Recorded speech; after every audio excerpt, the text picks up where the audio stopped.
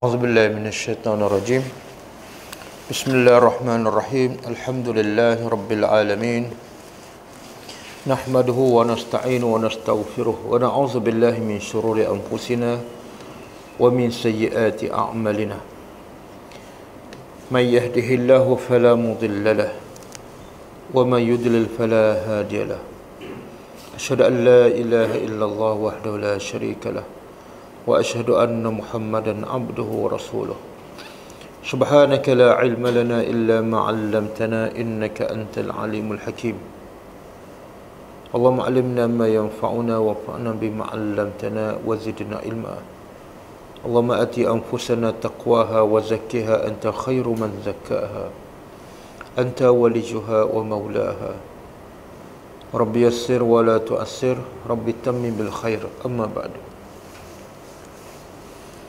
Kita sambung tadabbur surah Yasin. Kelas yang lepas kita habis sampai ayat 15 kan. Allah masih menceritakan tentang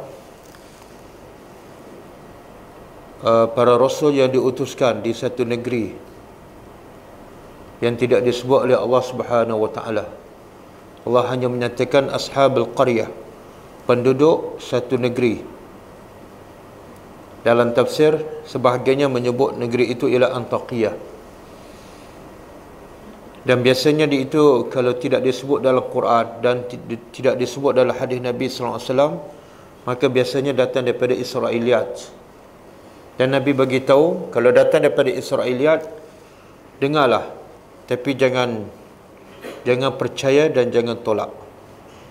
Nak percaya pun tak boleh, nak tolak pun tak boleh. Nak percaya takut tak betul, nak tolak takut betul. Jadi yang pentingnya ialah bukan nama negeri, tapi pengajaran daripada kisah ini, iaitu Allah mengutuskan dua orang rasul kepada satu negeri, kemudian kedua rasul itu didustakan oleh penduduk negeri tersebut. Maka fa'azzazna bisalisin, lalu Allah berkata, kami tambahkan seorang lagi rasul agar mereka beriman kepada Allah. Tetapi rasul yang ketiga juga didustakan. Bahkan penduduk negeri tersebut berkata kepada para rasul dengan alasan yang tidak ada hujah ataupun alasan yang tidak masuk akal. Pertama, alasan mereka ialah rasul ni ditolak sebab mereka bukan malaikat. Mereka adalah manusia. Kalau malaikat, mereka akan terima. Itu alasan tak masuk akal. Sebab kalau rasul itu daripada kalangan malaikat, lagi susah untuk mereka percaya. Sebab malaikat tidak ada nafsu, malaikat tidak nampak. Kemudian alasan yang kedua mereka menolak rasul ialah mereka menafikan bahawa Allah tidak menurunkan apa-apa pun kepada para rasul. Tapi tidak ada hujah. Kalau mereka mengatakan Allah tidak menurunkan apa-apa kepada Rasul, bagilah bukti. Tidak ada bukti, tidak ada hujah. Dan alasan yang ketiga ialah in antum illa takzibun. Dia menuduh para Rasul adalah pendusta. Pun juga tidak ada bukti. Jadi bila Allah sebut tiga alasan orang-orang yang tidak beriman ini, sebenarnya Allah nak bagi tahu siapa saja yang tidak beriman, itulah alasan mereka. Mereka tetap tidak ada hujah. Mereka tolak tidak lain tidak bukan melainkan hanya kerana sombong. Mereka tidak ada hujah. Sebab itulah bila tidak ada hujah, mereka akan beralasan, dan tahap yang terakhir ialah mereka akan menggunakan kuasa. Kemudian apa jawapan Rasul kepada penduduk negeri tersebut? Ayat 16. Apa jawapan para rasul kepada penduduk negeri tersebut setelah didustakan? Kita bila orang kata kita bohong, kita sesat, kita bawa ajaran baru, apa kita jawab? Kau tak pernah jawab. Serah pada Allah. Dia pun serah pada Allah juga. Tengok apa dijawab oleh para rasul kepada penduduk negeri yang mendustakan. Qalu, Mereka berkata,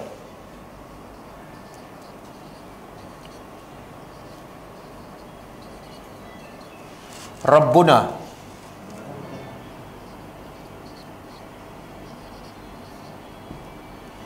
Tuhan kami ya'lamu,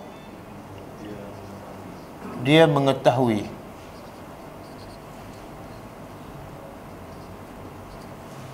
Inna,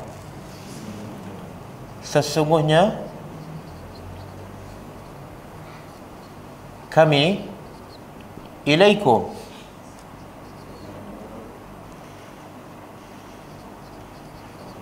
kepada kamu, pasti adalah mursalun, orang-orang yang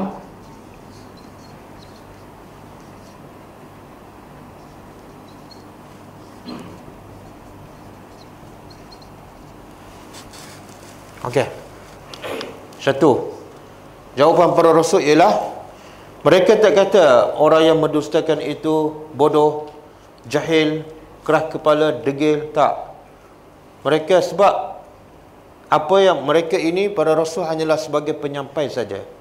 Jadi mereka berkata, kami ini Tuhan saja yang tahu bahawa kami adalah hanyalah utusan sahaja. Kalau kamu nak bergaduh pun bukan bergaduh dengan kami, tapi kamu bergaduh dengan Tuhan yang mengutuskan kami. Habis cerita. Kemudian hujah yang kedua, wama alaina,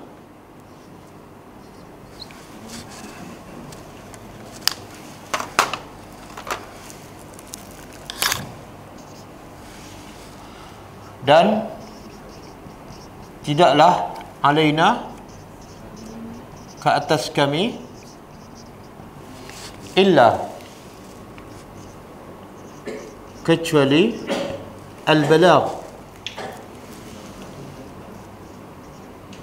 penyampai ataupun menyampaikan, al-mubin, yang jelas. Apa maksud yang jelas ni? Tugas Rasul bukan setakat al-balagh, tapi ada satu lagi, al-mubin. Apa maksud dia?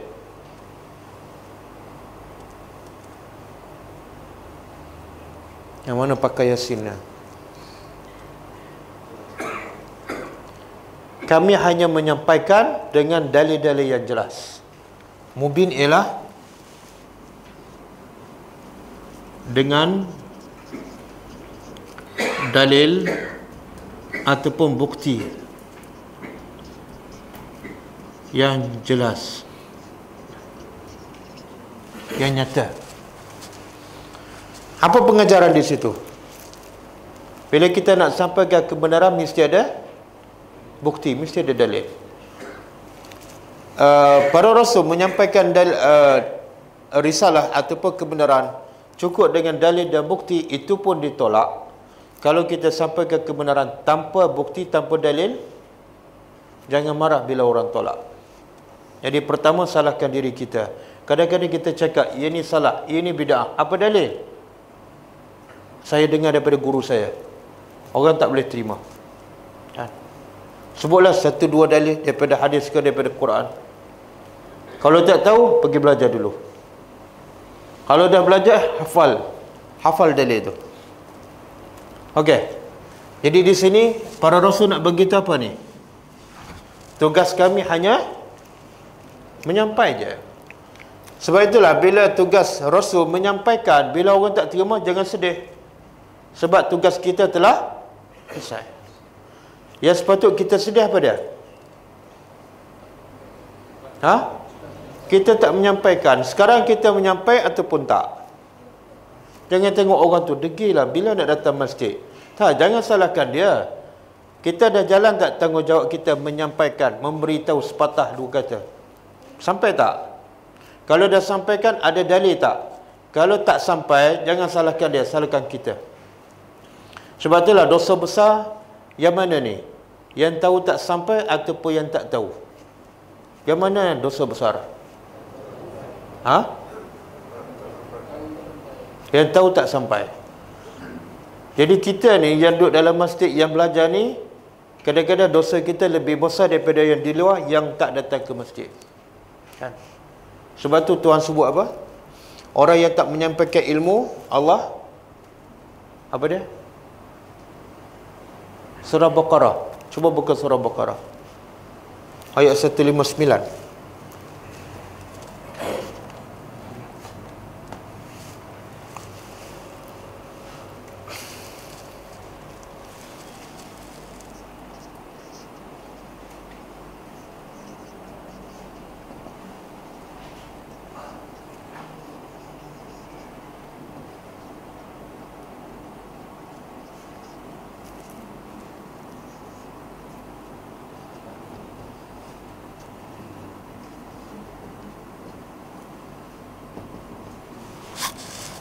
Ada? Tuhan kata apa? Innal lazina, sesungguhnya orang yang yaktumuna, mereka menyembunyikan. Menyembunyikan apa ni? Ma anzalna, apa yang telah kami turunkan. Minal huda, daripada petunjuk. Wal bayyinat, dan benda yang jelas. Ayat-ayat yang jelas dan nyata. Min ba'dima bayyanahu linnas, setelah kami terangkan kepada semua manusia, tapi dia sembunyikan. Tuhan kata apa? Ulaika yal'anuhumullah.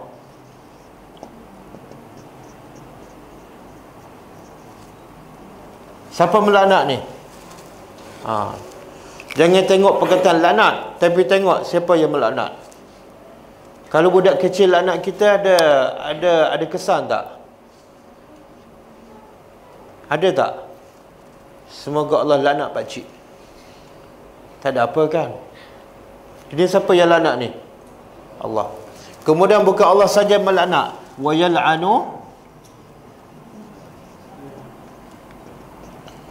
yal'anuhumu al-la'inun.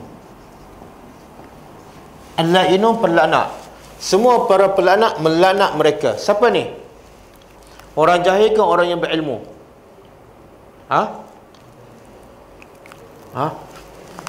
Allah dan para pelaknat melaknat mereka. Siapa mereka ni? Jahil ke berilmu? Berilmu. Dia sembunyikan apa yang kami turunkan. Apa dia yang Allah turunkan? Apa dia? Quran dan hadis. Hadis pun termasuk. Banyak tak kita tahu hadis-hadis Nabi? Banyak tak? Tapi kita sampai tak pada keluarga, pada anak, pada suami, pada isteri, pada jiran, pada sahabat? Kita sampai tak? Kalau tak sampai, termasuk dalam ayat ni. Ini ayat ni tuju khusus kepada orang yang berilmu. Tapi kalau kita tak sampaikan apa dah? Ilmu matematik. Kita memang pakar dalam matematik. Kita tak sampaikan. Dilaknat tak? Tak. Yang Tuhan laknat, siapa dia? Sembunyikan apa yang kami turunkan. Kita sembunyikan resipi masak nasi ayam. Dosa tak? Tak berdosa, tapi kita sampai tak? Yang tak berdosa kita sampaikan, yang berdosa kena laknat, simpan. Boleh Dan sebab itulah punca masyarakat jahil sebab apa? Sampai Tuhan laknat ni sebab apa? Sebab bila kita tak sampaikan ilmu, masyarakat jahil, bila masyarakat jahil berlaku kerusakan di dunia dan di akhirat, mereka masuk neraka. Punca mereka masuk neraka sebab kita tak sampaikan. Sebab tu orang macam kita ni, silat hari bulan, kita adalah orang yang dilaknat dan masuk neraka juga. Nampak tak? Nanti kita akan belajar lepas ni bagaimana ada seorang lelaki beriman, walaupun dia sorak, dia sampaikan. Boleh? Tak rasa berdosa ke?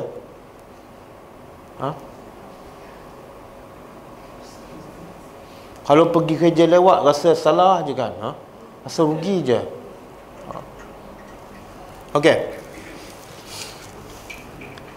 Jadi bila tugas Rasul ialah menyampaikan, tugas kita pun sama, menyampaikan. Bila tugas kita hanya menyampaikan, jangan ambil hati bila orang tak terima. Jangan ambil hati bila orang kata sesat ataupun bawa ajaran baru. Jangan. Sebab tugas kita menyampaikan, bukan memaksa dia terima apa yang kita sampaikan. Boleh? Kemudian, apa jawapan penduduk negeri tersebut? Setelah Rasul bagi tahu, tugas kami menyampai je, tak nak terima, itu masalah kamu. Apa jawapan mereka? Qalu, mereka berkata, inna, sesungguhnya kami tatayyarna. Tatayyarna apa dia? Dia daripada perkataan tayr. Apa makna tayr? Apa makna tayr? Burung. Ada disebut dalam surah apa? Surah apa? Surah Al-Fil kan? Cuba baca ayat tu. Itu bukan ayat, itu perkataan. Wa arsala alaihim. Memang kalau bab menyambung. Ada satu lagi surah yang selalu kita baca. Ada perkataan tayr. Surah selalu kita baca. Apa dia? Awalam yarau ila tayr fawqahum safatin wa yaqbidna ma yumsikuhunna illa ar-rahman. Surah apa tu? Mulk. Kan, burung. Jadi tatayyarna asal daripada perkataan burung. Orang-orang jahiliah dulu dia suka menganggap susah, saya tak tahu apa bahasa Melayu. Bila burung terbang ke belakang, dia anggap alamat tak baik. Kan? Bila terbang ke depan, alamat baik. Dipanggil apa tu?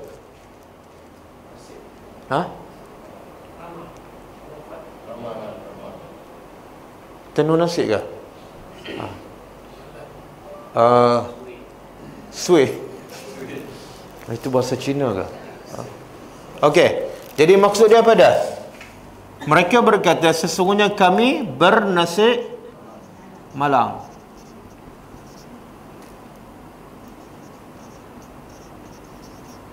Dulu burung sebagai petanda nasib kami malang. Sekarang siapa dah? Bikum, kamu. Kami bernasib malang dengan adanya kamu. Dia salahkan siapa ni? Para Rasul. Sebelum Rasul datang, aman je. Bila Rasul datang, bawa ajaran baru, menyusahkan kami dan menyebabkan pergerakan kami terbatas. Dan kadang-kadang berlaku perpecahan. Apa punca? Siapa buat sial? Inilah para Rasul. Kemudian dia bagi ugutan.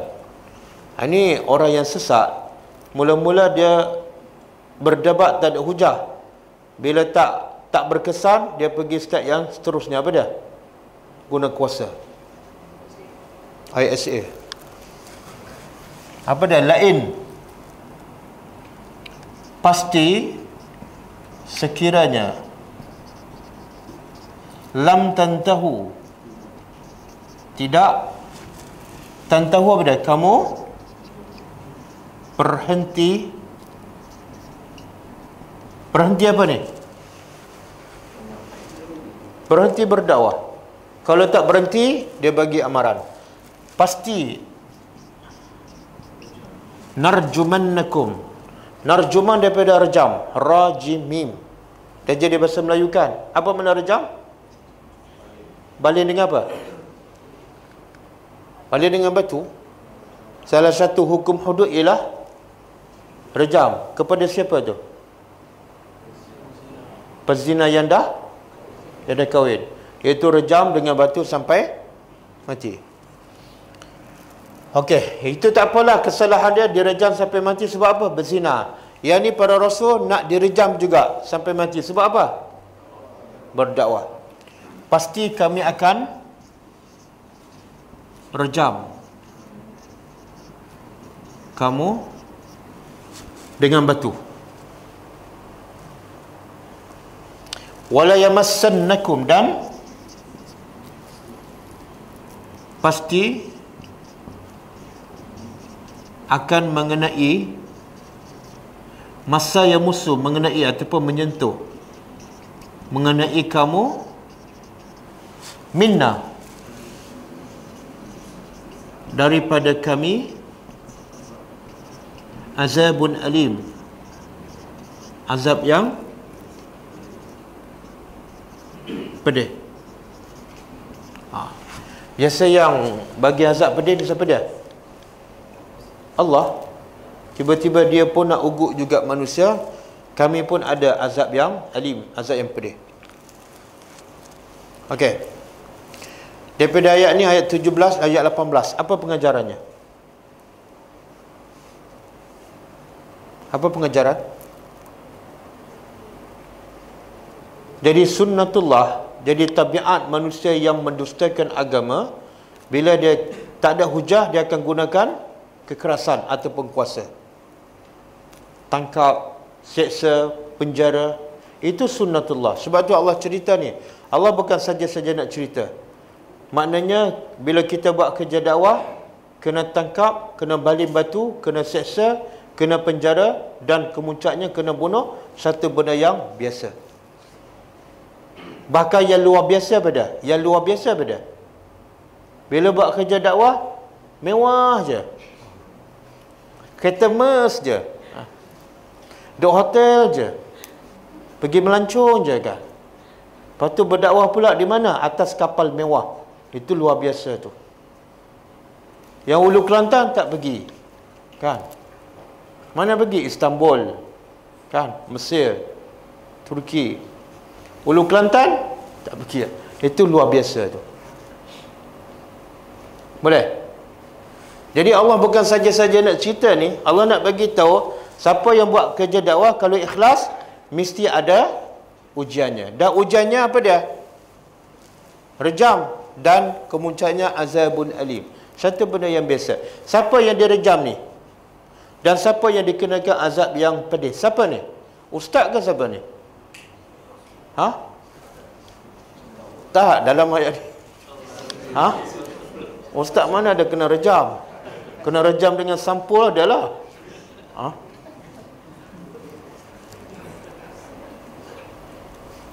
Jadi kalau Rasul pun kena rejam dengan batu, siapa kamu? Ha? Bila berdakwah nak dipuji, siapa kamu? Rasul ni orang yang paling mulia. Itu pun direjam. Bahkan dalam satu hadis sahih riwayat Bukhari, Nabi kata apa? Nabi menceritakan Nabi dahulu kepada para sahabat. Nabi kata Nabi dahulu bila berdakwah, kaum dia baling dengan batu. Bila baling dengan batu, berdarah. Bila berdarah, Nabi sapu darah dan Nabi angkat tangan. Nabi berdoa. Apa doa Nabi? Kita kalau orang baling batu berdarah, kita angkat tangan juga. Tapi apa doa kita? Ya Allah, bagilah batu besar lagi pada dia, kan? Apa doa para Nabi ni? Ha? Apa dia? Tak, yang pertama dia doa Allahumma ighfir liqaumi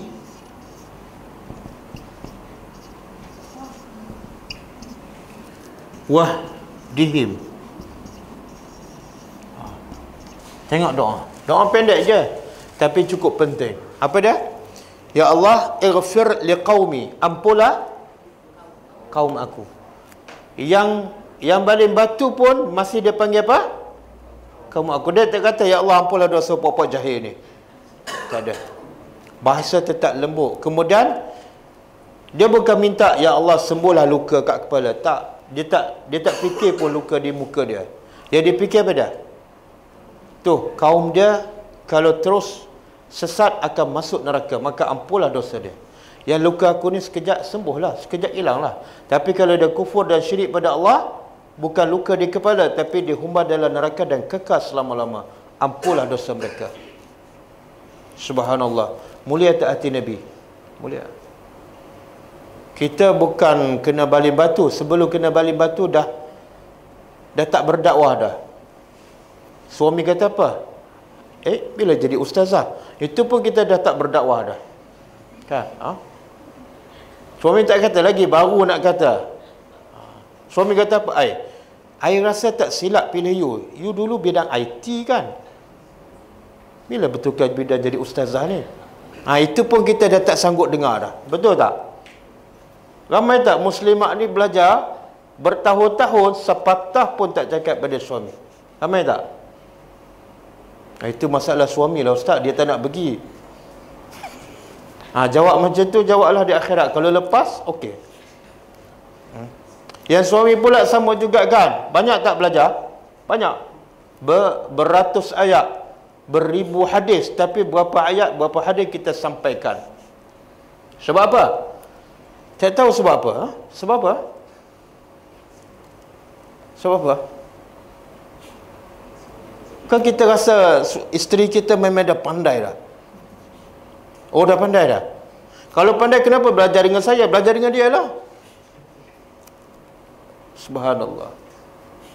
Amru bin Tufail, apa ni? At-Tufail, seorang sahabat. Bin Amru Ad-Dawsi.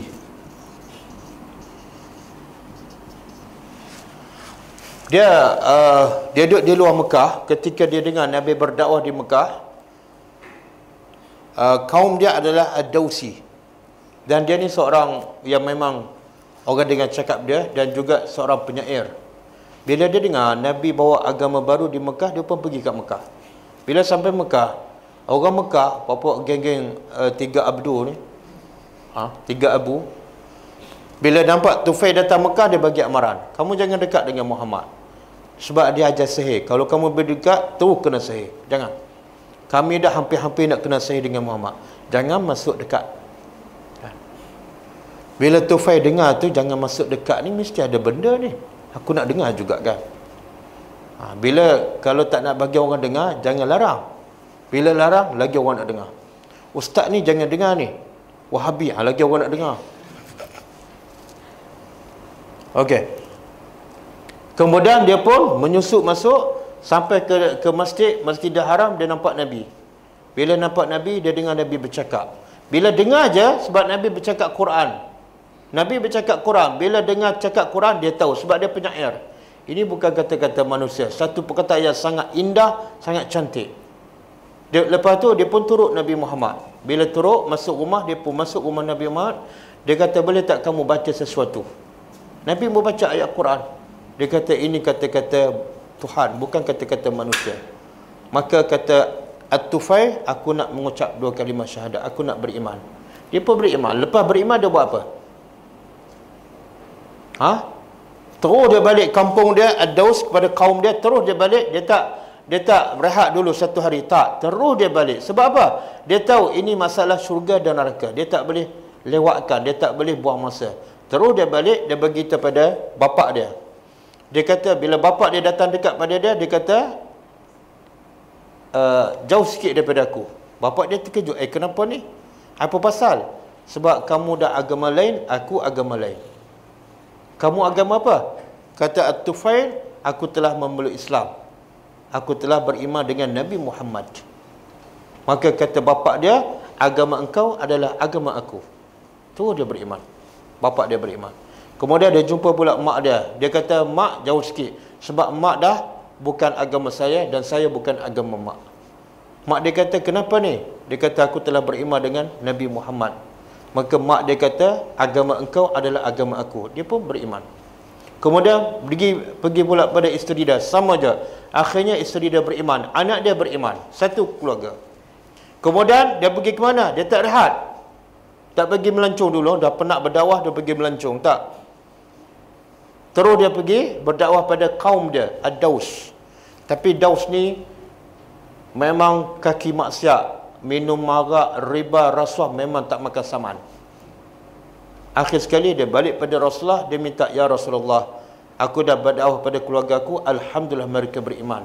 Dan aku telah berdakwah pada kaum aku, Ad-Daws, tapi mereka tak beriman. Mereka menolak. Sebab mereka ni memang kaki maksiat, suka zina, riba dan sebagainya. Maka kata Tufail, tolonglah berdoa supaya aku dapat lagi berdoa pada mereka. Nabi pun berdoa. Apa dah? Allahumma, pendek je. Allahumma hdi Dawsan. Ya Allah, bagilah hidayat pada Dawsan, kaum Daws. Dia pun balik berdakwah. Bila balik berdakwah, berkat doa Nabi, kaum dia lebih kurang 80. 80 orang dia bawa jumpa Nabi dan beriman. Subhanallah. Berkembang tak Islam? Berkembang. Satu hari dia beriman, dalam masa 2 hari, 2-3 hari dapat 80 orang. Kan? Kita berapa lama belajar?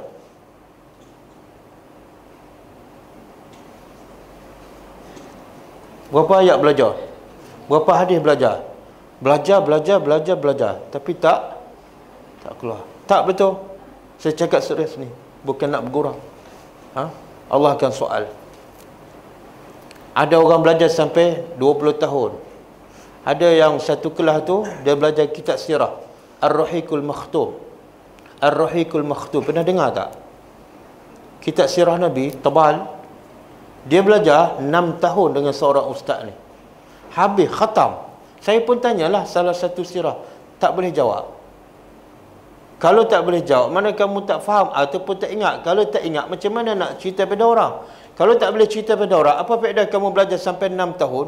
Sirah Nabi. Lengkap satu buku, 6 tahun. Tak boleh cerita apa-apa. Rugi tak?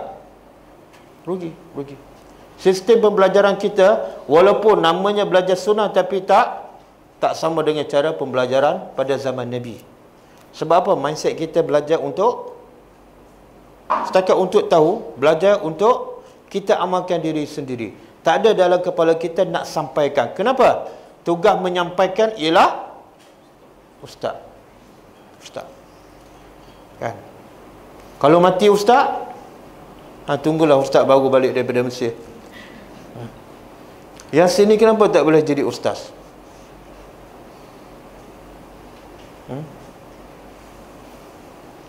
Kenapa tak boleh jadi ustaz? Saya pun sebelum jadi ustaz, bukan ustaz. Sebelum saya jadi ustaz, saya bukan ustaz, sama dengan semua. Dan cuba kita tengok, orang India, orang Cina masuk Islam. Berapa lama dia masuk Islam dan berapa lepas tu dia menjadi apa? Pendakwah ke? Dia belajar aja. Pendakwah. Cuba sebut nama-nama. Firdaus Wong. Berapa ramai masuk Islam di tangan dia kan, dan dakwah dia tersebar satu Malaysia. Betul tak? Berapa lama dia masuk Islam? 5 tahun. Afifi? 50 tahun. Siapa lagi? Ustaz Usaiyi. Bukan setakat di Malaysia, antarabangsa. Berapa ramai yang Islam di tangan dia. Dia bukan Islam daripada asal, dia masuk Islam dah besar, dewasa. Subhanallah. Kan? Ustaz Farid Rawi kan? Dia asalnya India. Kulit hitam, tapi hati putih. Kan? Gigi dia pun putih. Dia mengajar kepada siapa? Ustaz Farid Rawi. Yang mendengar siapa dia? Dulu ada rancangan kat TV kan, rancangan dia mengajar Al-Quran. Siapa yang belajar dengan dia? Yang kulit putih ke kulit hitam macam dia? Pelik tak? Kenapa? Di mana silap tu? Cina masuk Islam, India masuk Islam, jadi pendakwah. Tak perlu masa lama pun, 3 tahun, 4 tahun, jadi pendakwah. Dan semua orang dengar, orang Melayu pun dengar. Tapi kita, saya bukan nak kata, tapi memang nak katalah. Sebab tu dakwah tak berkembang, betul tak? Inilah yang kita baca Yasin ni. Nanti kita akan tengok ada seorang lelaki yang beriman. Lepas dia beriman, dia tak berehat langsung, walaupun 1 minit, terus dia berdakwah. Tapi berapa ramai yang baca Yasin tapi tak berdakwah? Sebab apa? Dia salah faham tentang Al-Quran. Dia ingat Yasin ni untuk dapat pahala sahaja. Tak. Boleh tak kita sama fikirkan bagaimana kita nak menjadi pendakwah? Bukan nak jadi, memang kena jadi. Sebab kalau tak jadi pendakwah ni, dosa besar, dilaknat. Kan? Boleh tak? Kalau perlu kita buat kursus pendakwah pun boleh. Dia sebenarnya pertama sekali betul mindset kita ni. Wajib jadi pendakwah. Bila belajar, bukan setakat nak tahu, bukan setakat nak beramal, tapi wajib sampaikan. Cuba bayangkan, kalau yang belajar sekarang ni, berapa orang ni? 40 orang, semua berdakwah, berkembang tak Islam? Semua sampai pada kawan, anak, jiran, sahabat. Subhanallah.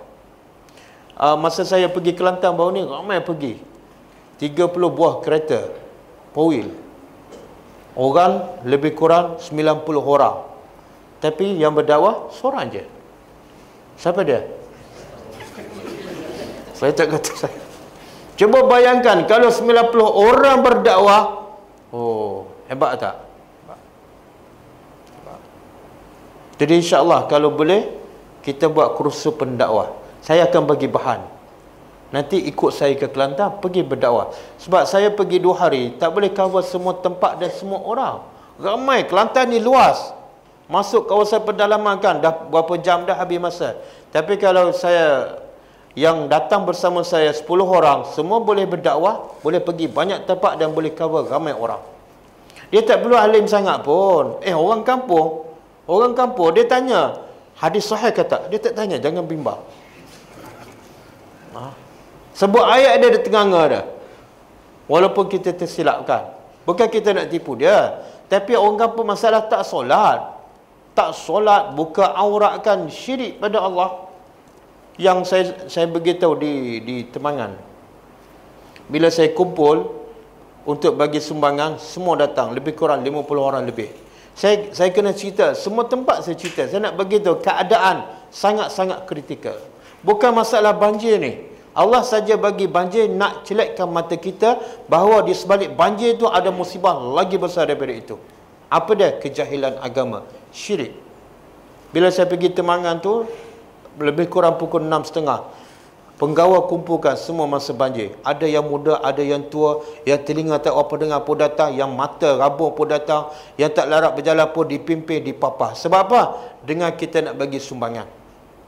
Lepas tu saya bagi tazkirah, kemudian bagi buku-buku agama, kemudian bagi duit sikit, kemudian saya beritahu, lepas maghrib saya akan ada kuliah maghrib dekat ni, Masjid Temangan.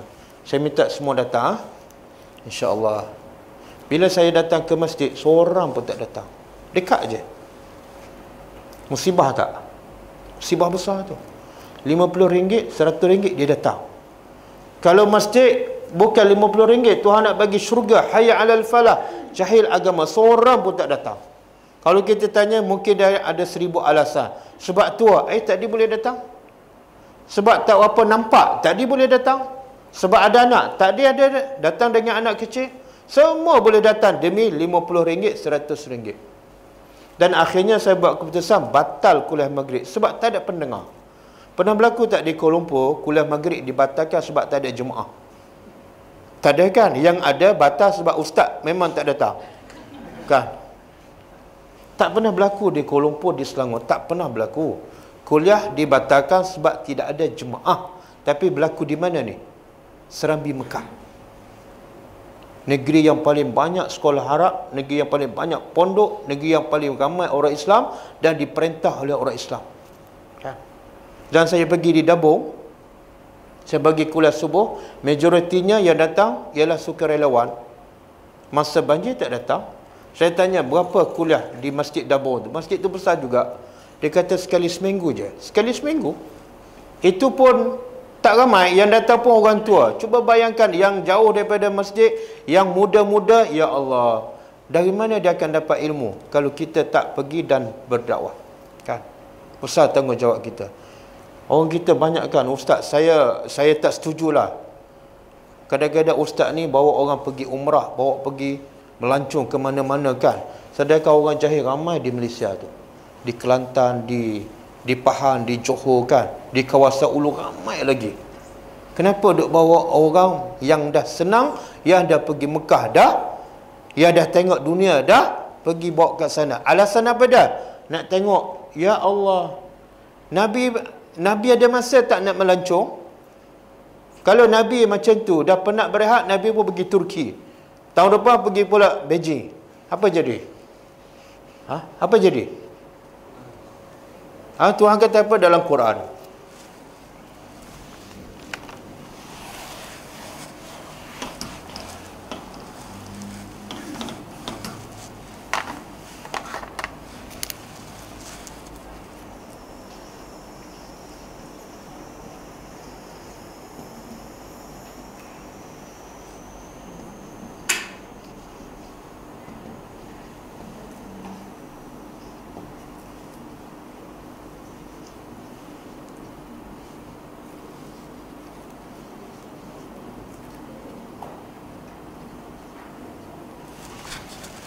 Surah Luqman, Tuhan kata apa? Wa man kafar.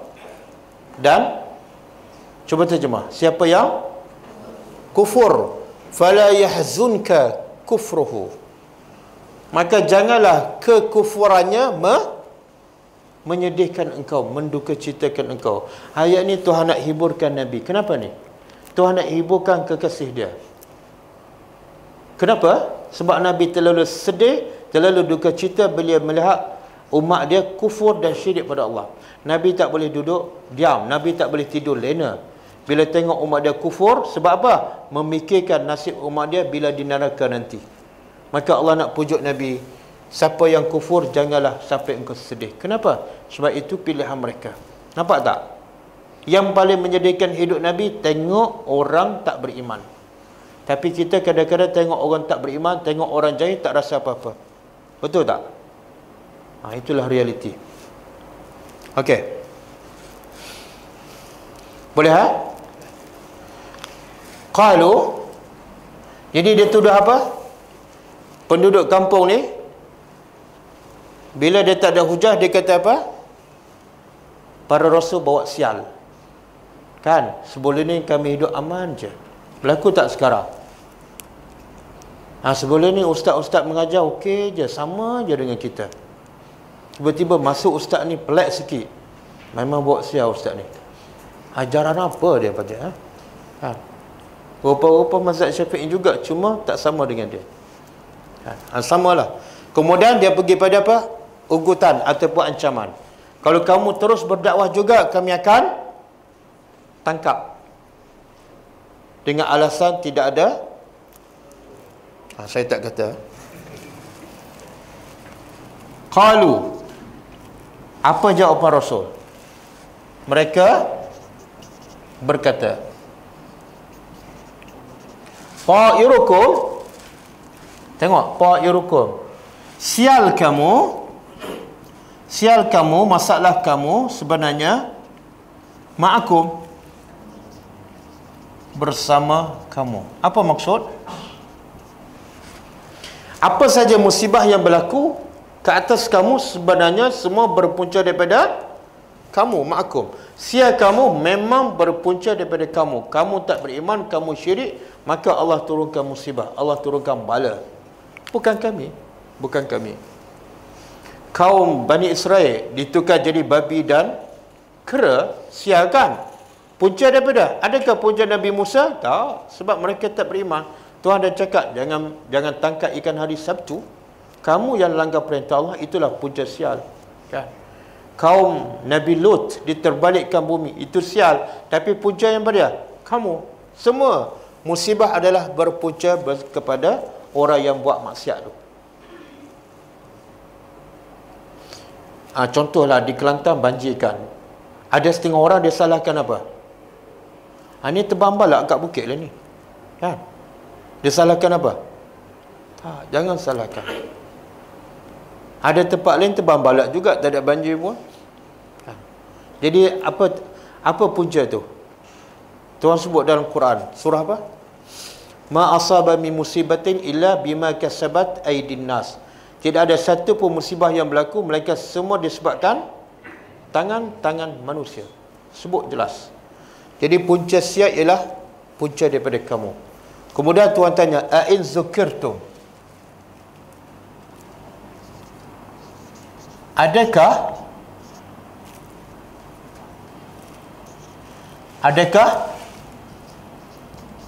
sekiranya zukirtum, kamu diberi peringatan. Apa maksud ayat ni? Kalau baca terjemah memang macam tak faham je. Adakah kerana kamu diberi peringatan, kamu dapat sial? Faham tak? Apa yang Rasul sampai pada mereka? Kebenaran, supaya beriman kepada Allah, supaya berakhlak mulia, supaya tinggal kemungkaran. Takkanlah kerana itu dan mendatangkan sial. Contohlah, bila kita hantar, kita suruh budak-budak pergi sekolah kan. Bila dia pergi sekolah, dia gagal, dia jadi mak rempit. Dia kata apa? Ini sebab sekolah lah sial ni kami jadi mak rempit. Masuk akal tak? Tak masuk akal. Sebab kami masuk universiti lah ni, kami jadi macam ni.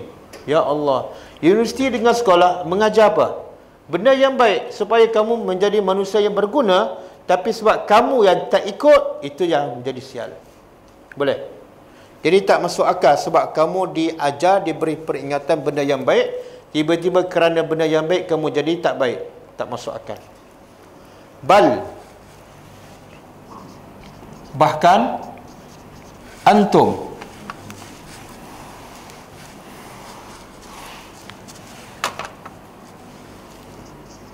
kamu adalah qaumun, satu kaum musrifun yang melampaui batas. Inilah punca sial kamu. Kamu ni memang melampau. Apa maksud melampau di sini? Apa kelampauan kaum ni kepada Rasul? Apa dia? Dia tuduh Rasul ni penipu, pendusta. Dia ugut Rasul ni untuk rejam dan bagi azab. Itu melampau. Dan dia kata Rasul ni membawa sial. Itu dah melampau. Rasul mengajar benda baik, dia kata buat sial. Boleh? Boleh, ha? Kemudian Tuhan cerita 3 Rasul, berapa orang yang beriman. Waja'a min aqsa, dan ja'a telah datang, min aqsa, dari aqsa pada aqsa pada hujung, dari hujung Al-Madinah. Hujung apa? Kota. Jadi apa beza Madinah dengan Qaryah? Apa beza? Sebelum ni ayat Tuhan sebut apa? Wadrib lahum masalan ashabal qaryah. Buatlah contoh pada orang musyrikin Mekah, penduduk satu qaryah. Di sini Madinah ni yang mana? Adakah tempat yang sama atau yang berbeza? Tempat yang sama. Jadi dalam bahasa Arab, kadang-kadang Tuhan guna Madinah, kadang-kadang Tuhan guna qaryah, sama je. Apa maksud dia? Madinah dengan Qaryah ialah satu tempat yang ada penghuni, ada manusia. Sama ada kecil ataupun besar, sama ada sedikit orang ataupun ramai. Okey. Boleh, ha? Telah datang daripada hujung kota rajulun, seorang lelaki. Siapa lelaki ni? Siapa lelaki ni? Tuhan sebut tak nama? Tak sebut. Bila Tuhan tak sebut, mana? Tak penting.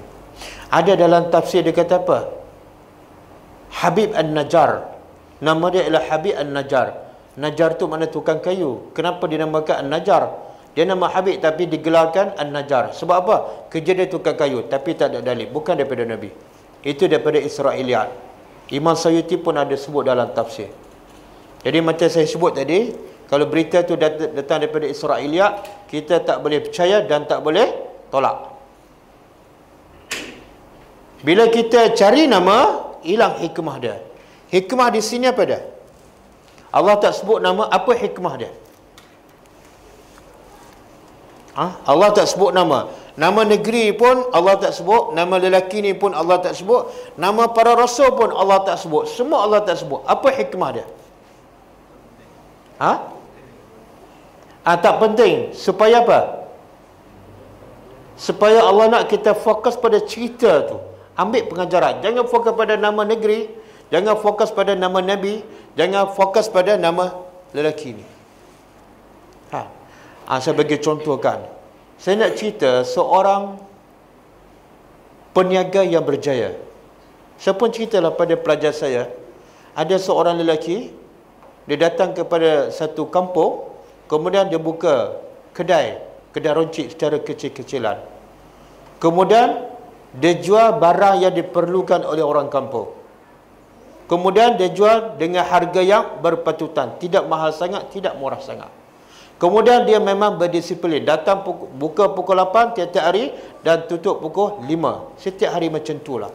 Kemudian dia senyum, dia mesra kepada orang kampung tersebut, dan akhirnya peniaga dia semakin maju, dan akhirnya dia beli pula satu kedai yang besar, dan setelah itu dia beli sebuah rumah sebab perniagaan dia semakin berkembang. Kemudian dia kahwin, kemudian dia beranak di situ, dia menjadi akhirnya seorang peniaga yang berjaya. Dah habis saya cerita, pelajar tanya saya, laki tu nama apa ustaz? Mana apa tu? Dia tak faham apa saya nak bagi tahu. Saya nak bagi tahu apa? Ciri-ciri seorang peniaga yang berjaya. Dia tak fokus, nama apa laki ni? Hilanglah hikmah kan? Buang masa saya je cerita. Sama juga, Tuhan nak cerita apa ni? Tuhan nak cerita apa dah? Bagaimana lelaki ni datang daripada kota yang jauh untuk sampaikan dakwah, untuk selamatkan manusia daripada syirik. Siapa lelaki, nama apa ni? Habis hilang hikmah. Faham tak? Okey? Kemudian lelaki ni yas'a. Apa dia yas'a? Pernah dengar tak sa'i? Sa'i, apa mana sa'i? Berlari? Berlari anak. Macam mana berlari anak? Kalau berlari bapak sama tak?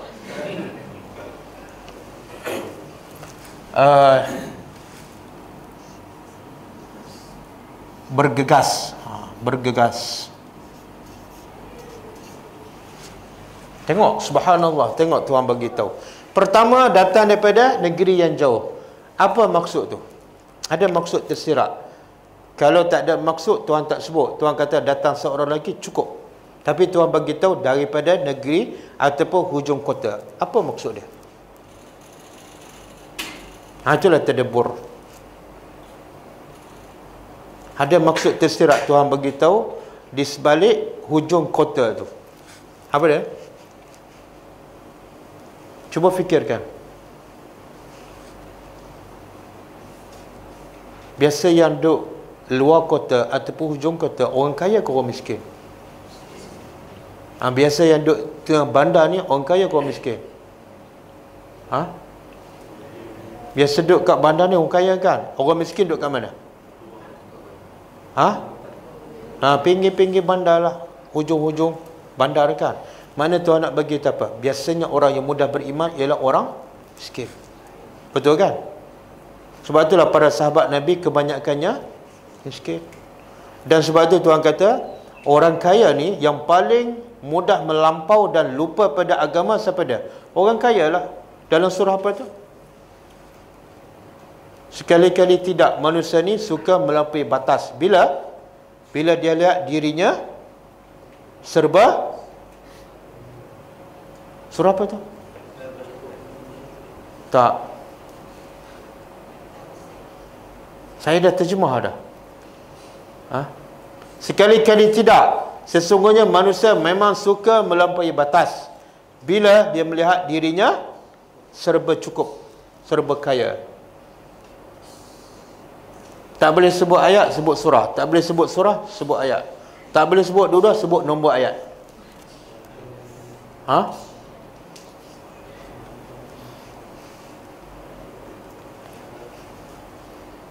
Okey, ada 1 minit lagi.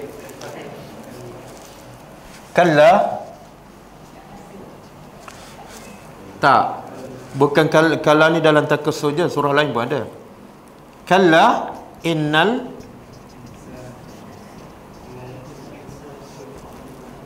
la yatgha ar-ra'ahu. Boleh kan sambung tu?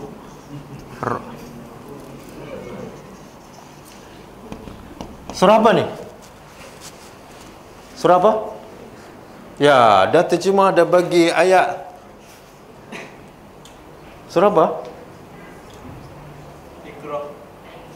Mana ada surah Iqra? Surah Iqra tak ada.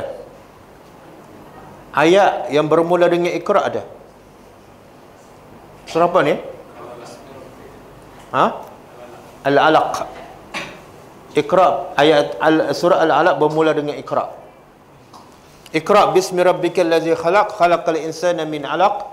Iqra wa rabbukal akram allazi 'allama bil qalam, 'allamal insana ma lam ya'lam. Kalla innal insana la yatgha ar-ra'ahu istaghna. Cuba terjemah. Kalla, sekali-kali tidak. Innal insan, sesungguhnya manusia, la yatgha. La yatgha ni daripada taghut. Fa'il apa ni? Fa'il mudhari'. Fa'il mudhari' menunjukkan apa? Sentiasa melampaui batas. Bila tu? Ar-ra'ahu, bila dia lihat dirinya, istaghna daripada ghaniyun, serba cukup. Bila dia serba cukup, dia tak perlukan Allah, tak perlukan orang, dia sombong, kan? Maka sebab tu ayat ni Tuhan nak bagi apa dah? Datang lelaki daripada hujung kota, menunjukkan apa? Orang miskin. Biasa yang mudah beriman orang miskin. Okey. Kemudian dia pula bergegas. Untuk apa ni? Untuk apa? Tuhan bagi tahu dia berjalan dengan cepat dan bergegas. Kenapa? Untuk apa? Tengok dia buat apa lepas ni. Qal, dia berkata, ya qaumi, wahai kaumku,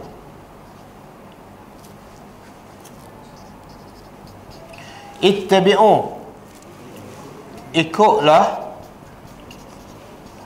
oleh kamu al-mursalin, orang-orang yang diutuskan. Okey, dia bergegas untuk apa? Untuk berdakwah. Kenapa yas'a di sini? Kenapa? Kenapa segera? Subhanallah. Sebab itulah Nabi wasiatkan apa dia? Balighu anni. Kenapa Nabi wasiat sampaikan daripada aku walaupun satu ayat? Kenapa? Kenapa Nabi tak kata tunggu 5 ayat baru sampaikan? Kenapa? Sebab Nabi tahu umat dia ramai yang kufur, ramai yang syirik, ramai yang jahil. Dan mungkin yang jahil itu besok mati, lusa mati. Bila mati mereka akan masuk neraka dan kekal. Maka jangan tunggu kamu dapat 2 ayat baru nak sampaikan. Selamatkan seberapa cepat yang mungkin. Nampak tak? Jadi lelaki ni pun sama. Sebab dia nak selamatkan manusia bukan daripada lapar, bukan daripada tak ada pakaian. Itu tak ada masalah. Sebab lapar akan berakhir, tak ada pakaian akan berakhir bila mati. Tapi bila kufur dan syirik akan berterusan sampai kiamat. Jadi dia tak buang masa satu. Yang kedua, dia bersegera. Untuk apa? Berdakwah dan selamatkan manusia. Boleh? Subhanallah. Subhanallah. Tengok Tuhan rakam cerita ni. Seorang lelaki datang daripada hujung kota dan pergi ke mana ni? Bandar. Kenapa dia pergi ke bandar? Sebab yang sesak ni, Nabi berdakwah di mana? Di tempat orang ramai. Di mana orang ramai? Di kota, di tengah-tengah bandar. Maka dia pun pergi tengah bandar yang penduduk negeri tersebut, penduduk bandar tersebut mendustakan Rasul. Maka dia tak boleh dengar Rasul didustakan. Dia tak boleh dengar kaum dia bersyirik ataupun kufur kepada Allah. Maka dia bersegera. Kemudian bahasa yang digunakan, cuba tengok, ya qaumi. Dia panggil ya qaumi ni orang Islam ke kafir? Islam ke kafir? Kafir lah. Semua kafir ni. Tapi kenapa dia kata ya qaumi? Sepatut dia guna perkataan apa? Wahai orang-orang jahil. Kan? Wahai orang-orang bodoh. Wahai orang-orang yang keras kepala. Subhanallah. Tapi dia guna bahasa yang lembut. Apa dia? Wahai kaumku. Apa pengajarannya di situ? Orang kafir macam mana sekalipun, bila kita berdakwah, kita nak dia dengar. Bila kita nak dia dengar, kena ketuk pintu hati dia. Macam mana? Gunalah bahasa yang dia rasa kita sayang pada dia. Wahai kaumku. Tapi kalau daripada awal lagi kita kata, hei, jahil, mari sini. Dia dengar tak? Hei, jenis kerah kepala, mari sini. Jadi kita bukan nak berdakwah, itu nak cari gaduh. Apatah lagi, ini dia cakap pada orang kafir ni dengan bahasa yang lembut. Tapi cuba bayangkan, setengah-setengah ustaz, dia bukan panggil orang kafir, dia panggil sama-sama Islam. Sesak kan? Bengong kan? Subhanallah. Dia baca Yasin tapi tak ambil pengajaran. Dia boleh nak sebut ni, wahai orang-orang sufaha, orang-orang bodoh, boleh. Memang bodoh pun orang kafir bila engkau perintah Allah memang bodoh. Dan boleh dikata wahai orang-orang jahil, memang betul, tapi dia tak guna perkataan tu, dia guna ya qaumi. Dan dia tak guna perkataan ya ikhwani. Kenapa tak guna ikhwani? Sebab bila ikhwani orang beriman sahaja. Dengan orang kafir bukan ikhwan. Innamal mu'minuna ikhwatun. Qaumi tak apa. Qaumi tak apa. Boleh? Cuba bayangkan, kita pernah tak berdakwah pada orang kafir dan kita kata wahai kaum aku. Kan? Apatah lagi kita mengutuk orang Cina, mengutuk orang India. Ini bangsa yang merempat. Kan? Lagi dia benci pada Islam. Tapi puak-puak ni yang pakar baca Yasin ni 50 tahun. Tak ambil pengajaran. Okey, yang ketiga, bila kita berdakwah, kena ajak kepada apa? Kena ajak apa? Ikut, bukan baca. Faham tak? Ikut, bukan baca. Bukan sambut. Ikut pula siapa ni? Tengok, Tuhan nak ajar kita. Bila kita nak berdakwah, ajak orang ikut Rasul, ikut Nabi. Jangan ajak ikut pendapat kita, ataupun mazhab kita, ataupun guru kita, ataupun tarikat kita. Salah. Bila ikut kita, ikut guru kita, pasti ada kelemahan. Sebab semua manusia tidak maksum. Jalan selamat apa dah? Dakwah, ikut Rasul. Habis masalah. Tapi kita sekarang banyak dakwah ikut siapa? Bila mengajar je ikut siapa? Ustaz. Ustaz ke, guru dia ke, tarikat dia ke, mazhab dia kan. Sebab tu jadi bercelaru. Sebab tu orang rasa macam confused. Kan? Bunyi kata ikut mazhab Syafi'i. Tapi buat benda yang Imam Syafi'i tak buat. Tahlil Imam Syafi'i tak buat. Bahkan Imam Syafi'i kata apa? Tak sampai. Kalau bukan daripada anak, tak sampai. Tapi dia kata bercelaru dah. Sebab apa? Sebab dia berdakwah tak ajak kepada Rasul. Kalau semua ajak kepada Rasul, selesai masalah. Betul tak? Selesai masalah. Boleh Jadi pertama, pengajaran daripada ayat 20 apa dia? Wajib kita berdakwah walaupun kita seorang-seorang. Ini seorang-seorang ni. Kemudian dia tahu tak apa risiko dia berdakwah? Dia tahu tak ni? Apa risiko dia ni? Kalau Nabi pun dia dusta, kalau orang biasa, lagilah.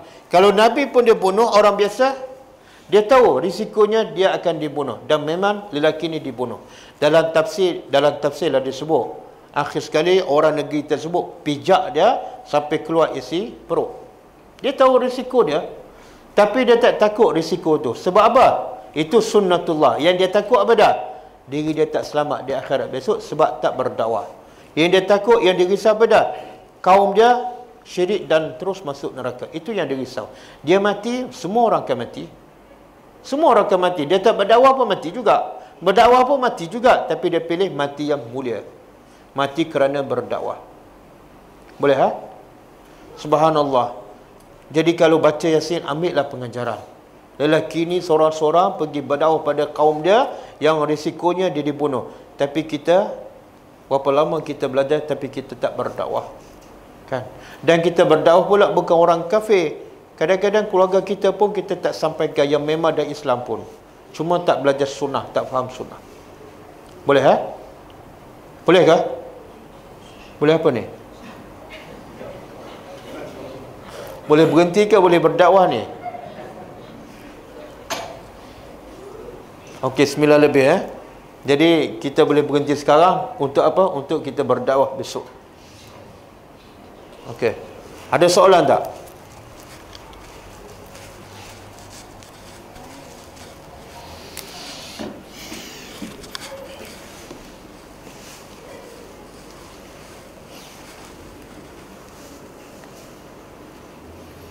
Banyak pengajaran ni tapi tak sempat masa.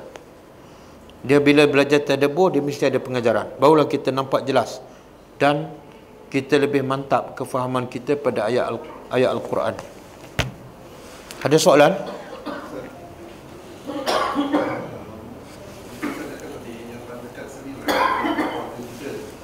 Apa dia?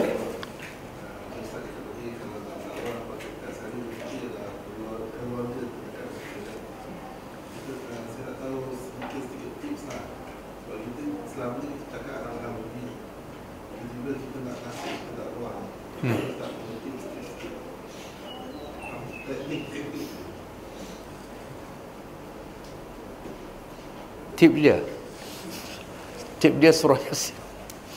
Surah Yasin, tengok lelaki ni, dia bukan berdakwah pada keluarga dengan berdakwah pada orang kafir yang tak ada hubungan dengan kita. Mana lebih susah? Mana lebih susah? Orang kafir. Tapi lelaki ni kenapa dengan berani datang daripada jauh dengan bergegas? Kenapa dia berani? Kenapa? Sebab dia tahu dia tu kewajipan dia ialah sebagai khalifah di atas muka bumi. Tanggungjawab dia ialah selamatkan manusia, bukan buang masa. Kemudian kalau dia tak selamatkan orang, dia tak sampaikan, dia pun tak selamat. Jadi pertama sekali fikir tanggungjawab kita, kewajipan kita. Kalau aku tak sampaikan, bukan setakat keluarga aku tak selamat, aku pun tak selamat. Kita akan disoal satu persatu. Berapa banyak ilmu yang kita belajar, berapa banyak hadis yang kita tahu, berapa banyak sunnah kita tahu, tapi kita tak sampaikan, kita akan disoalkan. Letak yang pertama tu. Letak masalah apa reaksi dia orang, apa respon dia orang, itu nombor 3, nombor 4. Yang pertama letak Allah. Kemudian yang kedua, apa saja risiko, kita kena yakin pada Allah. In tansurullah yansurkum. Bila kamu tolong agama Allah, Allah akan tolong. Tengok, subhanallah. Kalau kita pernah dengar kisah Ghulamud dakwah, budak dakwah kan? Pernah dengar tak? Budak dakwah ini, lelaki ni yang dalam hadis Nabi sebut seorang budak kecil je, umur lebih kurang 14-15 tahun, dia berdakwah pada siapa ni? Satu kerajaan, satu masyarakat. Dia seorang-seorang je budak, tanpa bantuan daripada parti ke, NGO ke, jemaah ke, tak ada. Dia seorang-seorang je. Tapi dari mana dia dapat kekuatan? Sebab dia yakin kalau dia buat kerja Allah, Allah pasti akan tolong. Dan memang Allah tolong. Akhirnya dengan berkat kerja dakwah dia, dengan keyakinan dia, dan dia bergantung sepenuhnya kepada Allah, walaupun dia mati, tapi orang beriman kepada Allah. Jadi kena yakin bila kita buat kerja ni, Allah akan bantu kita. Yang kedua. Kemudian yang ketiga, kita sayang tak pada keluarga kita? Bila kita tengok keluarga kita lapar, kita bagi makan tak? Pernah tak kita tengok keluarga kita lapar, susah, kita tak bagi? Kita ada duit ni, kita bagi tak? Saya nak tanya, kalau keluarga kita susah, miskin, kenapa kita kesian dan bagi duit? Sedangkan dia jahil agama, kita tak bagi. Sedangkan kalau dia fakir, dia tak akan fakir ataupun miskin, dia tak kekal. Mungkin satu hari dia akan kaya, ataupun dia mati, maka fakir itu berakhirlah. Benda tu akan berakhir, tapi kita kesan, kita bantu. Sedangkan kejahilan agama tu, dia akan bawa sampai ke akhirat besok. Kalau betul kita kesian pada dia, yang pertama kita patut bantu ialah agama. Bagilah ilmu. Aku betul tak kesian pada saudara aku ni? Dia lapar, aku bagi makan. Dia tak ada pakaian, aku bagi baju. Tak ada duit, aku bagi duit. Tapi bila dia jahil, dia solat, yang membawa ke neraka, aku tak tolong. Betul tak aku kesian ni? Ataupun aku sama dengan orang kafir je. Orang kafir suka tak bantu orang miskin? Ya. Tapi akhirnya orang yang dibantu masuk neraka, dia sendiri pun masuk neraka. Jangan kita sama dengan orang kafir. Misi kita bukan setakat nak selamatkan manusia di dunia, tak, nak selamatkan sampai di akhirat. Sebab itulah Nabi bila tengok orang miskin, Nabi tak sesedih bila melihat orang tu tak beriman kepada Allah. Apa saja Nabi nampak kesilapan, kejahilan, syirik, kufur, Nabi tak akan biarkan, Nabi tegur. Tapi bila tengok orang miskin, Nabi pun miskin. Tengok orang lapar, Nabi pun lapar. Benda yang biasa. Jadi mindset kita kena tukar. Jangan bantu sebab dia miskin, tapi tak bantu sebab lebih besar daripada itu. Saya bagi contoh. Orang nak masuk longkang, kan? Dia lapar, nak masuk longkang. Kita buat apa? Bagi dia makan dulu ke, selamatkan daripada lubang tu dulu? Dia lapar ni, terketar-ketar. Depan tu, lubang. Kita bagi makan dulu ke, selamat daripada lubang tu dulu? Ha? Betul? Betul? Tapi yang berlaku sekarang, kita bagi makan dia dulu. Dia nak masuk neraka tu, dia tak solat kan? Kita tak tegur pun buat solat, kita bagi makan. Seolah kita biarkan, kamu nak masuk neraka, masuklah, aku nak bagi kamu makan je. Itu bukan berhati perut. Itu tidak ada rahmat. Kita bayangkan, dia tak solat tu, dia akan masuk neraka. Maka sampailah sepatah. Saya boleh bagi duit, saya boleh bagi makan, tapi kamu makan ni sekejap hilanglah. Duit ni 2-3 hari habislah. Tapi kamu tak solat tu akan masuk neraka. Untuk apa kamu makan, kemudian masuk neraka dan dibakar? Untuk apa? Maka selamatkan diri kamu daripada neraka.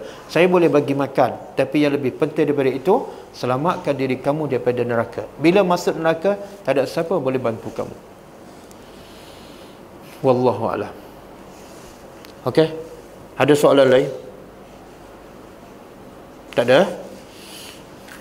Boleh InsyaAllah yang ada ni boleh jadi pendakwah. Bukan boleh jadi kena jadi pendakwah, InsyaAllah. Nanti kita akan buat kursus pendakwah untuk dihantar ke Kelantan. Okey, kita tutup dengan membaca tasbih kafarah. Subhanakallahumma wa bihamdika asyhadu an la ilaha illa anta astaghfiruka wa atubu ilaik. Assalamualaikum warahmatullahi wabarakatuh.